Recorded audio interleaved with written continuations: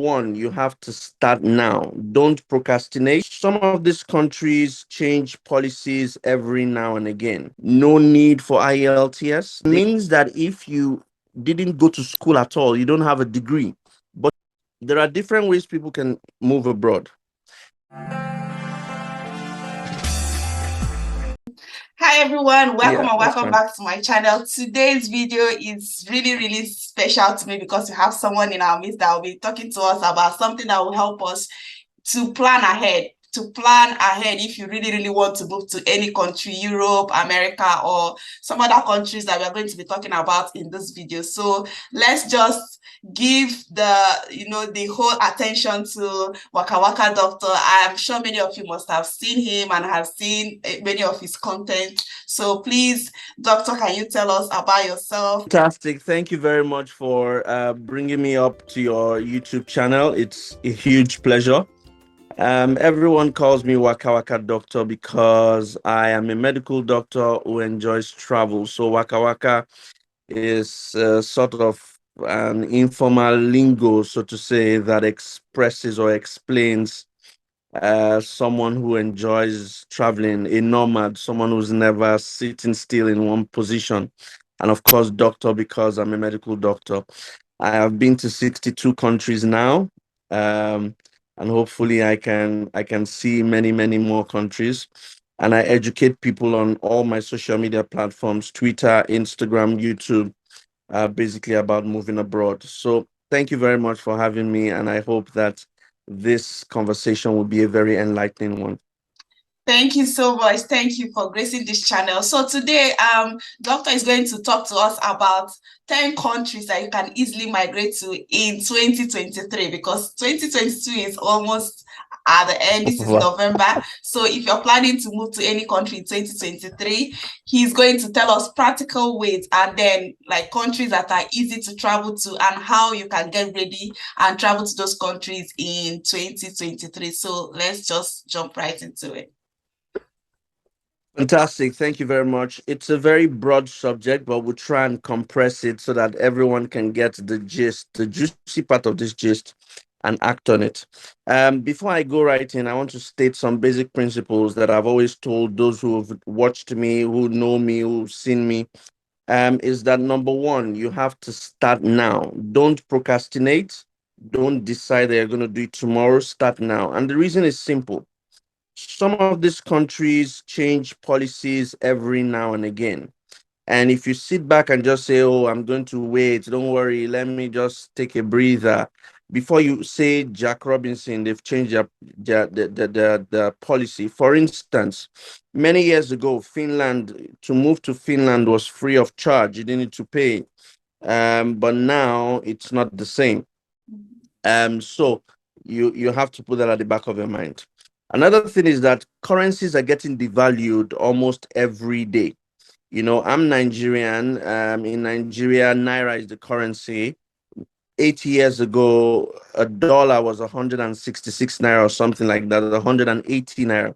At the moment, a dollar is 800 naira. So you can imagine, the time frame and the consequence on the naira. So things are changing. What would have cost you 2 million naira back then would cost you maybe about 6, 7 million naira now. So it's ridiculous. So you have to start now. Another principle I wanted to realize is there are 196 countries in the world.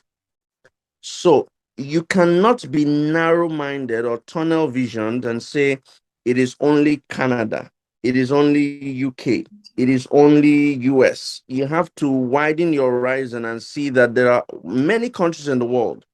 So long as where you're going to is better than where you are at the moment, you can take that move. And when I mean better, I mean improved quality of life, access to basic social amenities, an opportunity to get a strong passport, international passport. Um, Exposure to quality education, you know, improved financial remuneration for your job, career advancements, and things like that.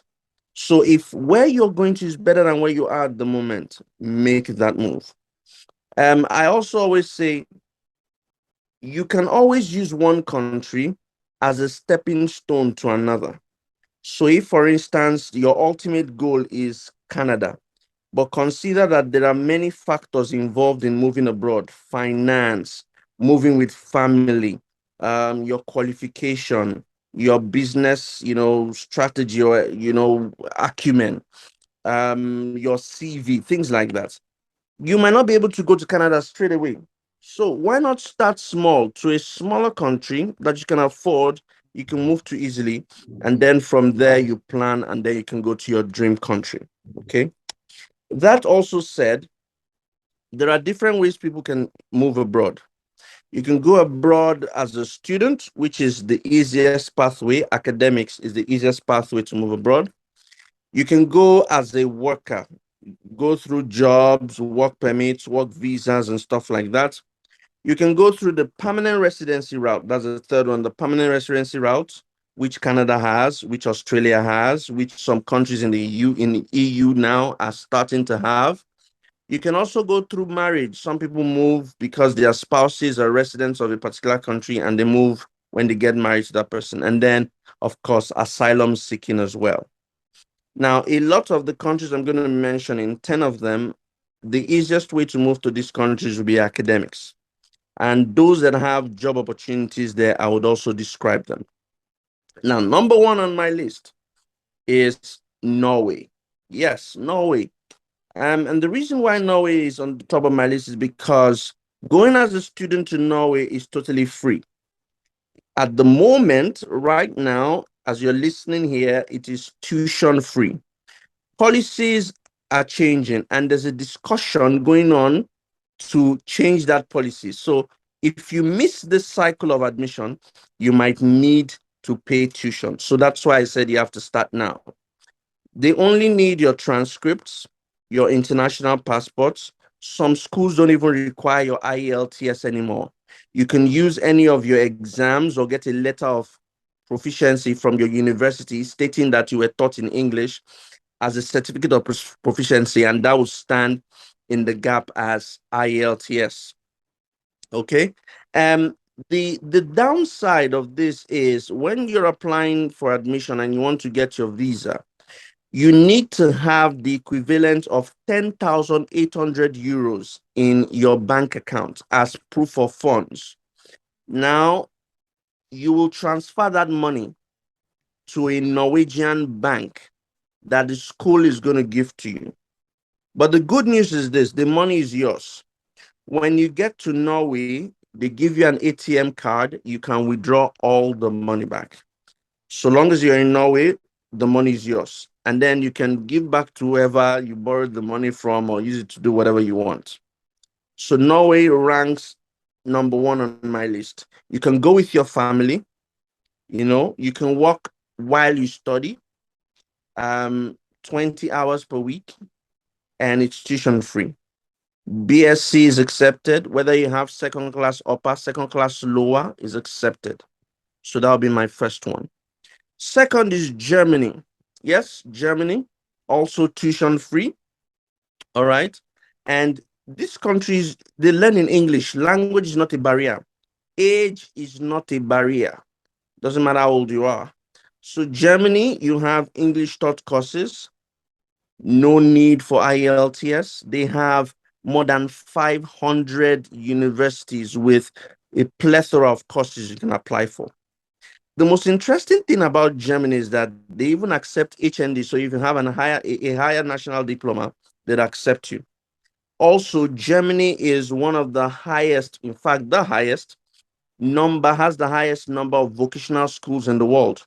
So it means that if you didn't go to school at all, you don't have a degree, but you've got skills, a welder, a plumber, you know how to style hair, you know how to make hair, you're an electrician, you can do roofing sheets. Germany is the best for you. Germany can take you with your family. You can go with your family as well, and you can work while you study. In fact, if you do go to these vocational schools that I've talked about, where you can go to without a degree, some of them even pay you if you learn the language. Okay. Although the language is not a requirement to move to Germany, but some courses will require the language. The downside to Germany is that you need 10,000 euros in an account, and this is what they call the blocked account. So you deposit 10,000 euros in a German bank account, and they'll be giving it to you every month when you get to Germany. Now remember that I said that happens in Norway, but Norway will give you all the money back when you get to Norway. But Germany, they'll be giving it to you every month, just to make sure that you can take care of yourself within that time frame you said you want to spend in Germany. Aside from the academic side, Germany also has what is called a job seekers visa, which means you can go to Germany without a job offer and spend 3 to 9 months in Germany looking for a job. If you get a job, then they change that job seekers visa to what is called an EU blue card. And then you're able to get, work permits and continue to live your life until you get to residency. Okay. So you can look up the German job seekers visa. It requires you to have a master's degree. It requires you to speak the language to B1. It requires you to have some money in your account. It requires you to have health insurance. So that's German job seekers visa. So that's number two. Number three on the list is Iceland. Iceland, a lot of people possibly haven't heard about this country, but it's also tuition free. Yes, Iceland is tuition free. I like to start with the free ones, okay, before we go to the cheaper ones. So it's free, yes. And you're not going to pay tuition. You learn in English. They don't need IELTS, but you can't move with your family. That's the downside. You can't move to Iceland with your family. But you can work while you study, and it's an amazing place. The proof of funds is also not like Norway or Germany. You only need about 6,000 euros in your account or a sponsor's account. And once they see that, they approve your visa, you're free to go. There are 7 universities in Iceland that are very, very good. Holar University, HOLAR, is one. Okay. They've got the Agricultural University as well in Iceland. They've got University of Iceland as well. They've got Akureyri University, Akureyri. Akureyri University is also very good. And they're all public funded. Okay, it's government funded public universities, and they're amazing. So Iceland is my number three. And just to put this in the mix, I've got full videos on all these countries on my YouTube channel. So if you think that you need a more expansive explanation about these countries, you can check my YouTube channel and you would find them. So that's number three, Iceland. Number four on the list, whether you believe it or not, some of you will say, when you hear this country, but it is another free, it's totally free. Brazil. Yes, Brazil is free. And they have English courses in Brazil, believe it or not. Now, the good thing about Brazil, do you know that if you give birth in Brazil, your child gets Brazilian passport, which is top 35 passports in the world, very strong passport, and you, as the parent, you get 2 years resident permit. Amazing, isn't it? Don't believe everything you watch in the movies. The favelas and the slums exist everywhere in the world. Everywhere has slums, okay? But there are good sides about Brazil as well. So you want to look into Brazil. In fact, if you're going for a course in Portuguese and you say you want to learn Portuguese, they would admit you and teach you Portuguese for 1 year free of charge, right? They teach you Portuguese for 1 year free of charge, and then you can continue learning whatever you want to learn in Portuguese. So Brazil makes my number four on the list. It's totally free. Number five for me is Austria. Yes, Austria. Austria is as low as 367 euros. 367 euros per semester. If you want to go as a student to Austria, that's perfect. 367 euros, very cheap. You don't need to pay application fees. They don't need IELTS. The downside to Austria is that some of the schools might conduct an interview, but it's a Zoom interview or a Google Meet interview. It's virtual, and it just asks you some basic questions. Okay, it's not difficult. People have done it, people have succeeded. You don't need IELTS. You can move with your family, you can work. They accept third class, they accept higher national diploma. It's amazing. Okay, and if you want to go to Germany without a job offer, you want to go work in Germany, Germany also has what is called a red card program. A red white card program. You can Google it, you can check it, or check www.workingaustria.at, www.workingaustria.at, and you would see amazing opportunities. They have like a points-based system. So if you have 70 points, so if you're very high skilled and you have 70 over 100, the points are based on your level of education, how much money you have in your account. Do you speak English? Do you speak German? You know, those kind of things. If you get 70 points over 100, you get the visa. But if you're not a highly skilled worker, if you're a medium skilled worker, you need to get 50 points out of 70. And it's a points-based system as well. So you can check out that website that I've just called. Take a look, read through it. That's another country that would easily accept you in 2023. So we've talked about Norway, we've talked about Germany, we've talked about Brazil, we've talked about Iceland, and we've talked about Austria. Five, five countries. So that's halfway now. We're going to the next five. Okay. The next on my list is Poland. Poland. Yes, Poland. You can get tuition for as low as 1,200 in Poland, 1,200 euros in Poland. And Poland is amazing. Lots of Africans there. I remember when we started talking about Poland, people moving to Poland, a lot of people said, no, don't go to Poland. But Poland is amazing. Lots of Africans are now in Poland. And like I said in my introduction, you can always use Poland as a first step. The visa is easy to get, although at the moment, if you're in Nigeria and watching this, I've got bad news for you. There are no visa slots for Nigerians at the moment. So if you're not a Nigerian, Poland can be a destination for you. Hopefully in 2023, it eases up and you can begin to apply. All you need again is, like I've mentioned for the other countries, your transcript, international passport, and a letter of English proficiency. That's all. Okay, Poland, and you've got, whether you want to study nursing, whether you want to do engineering, the tuition is very, very low. Another country that would be good is the Czech Republic. Czech Republic, yes.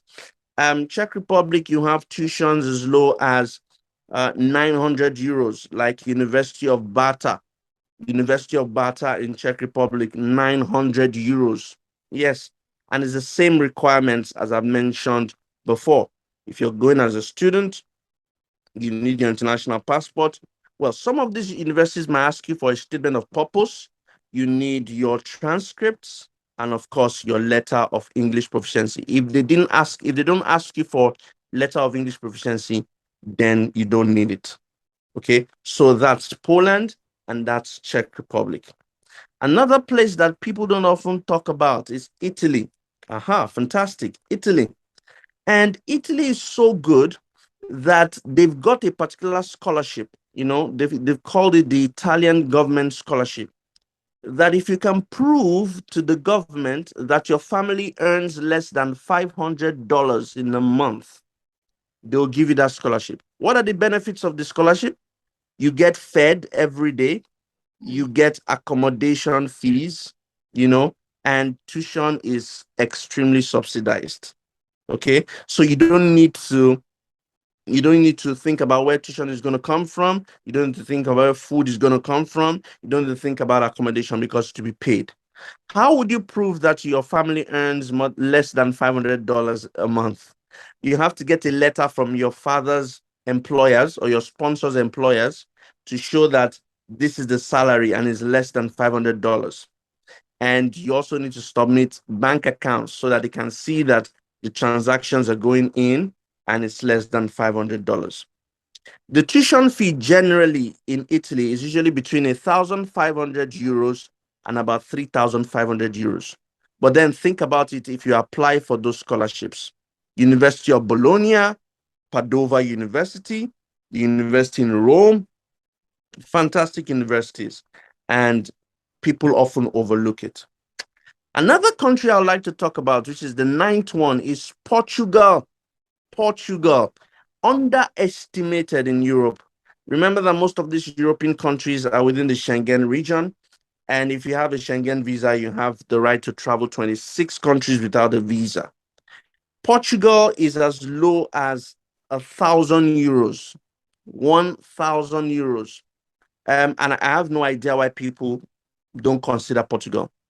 And the requirements are the same. Portugal will allow you move with your family. You can work while you study. It's not expensive to live in Portugal. Now, Portugal is also thinking in 2023 that they are going to release their own job seekers visa, just like when I talked about Germany, just like when I talked about Austria. Okay. By the way, Sweden also has a job seekers visa, but I'm not going to talk about Sweden today, because it's not in my top 10. But Portugal is number 9 and is definitely one of the countries you want to look to. Portugal accepts you if you have a tutu. Portugal, I've heard from universities in Portugal accept higher national diploma as well. And you can work while you study, like we talked about. So definitely Portugal is my number 9. Number 10 is France. I left it for the last because it's an amazing opportunity. There are universities in France that offer tuition as low as 236 euros.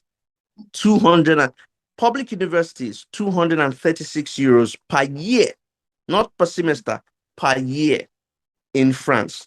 So if you're thinking about France, they accept higher national diploma, they accept 2-2. You can move to your family. There's great, opportunities there if you're into tech. They have a visa that is called La French Tech Visa. La French Tech Visa. So if you're into tech, you're into IT support, software programming, you're into any of this SQL, coding, data management, all those things, France is a very good place for you. And I think these are my top 10 countries: Norway, Germany, Iceland, Brazil, uh, France, Portugal, Poland, Czech Republic. Which other one did I miss?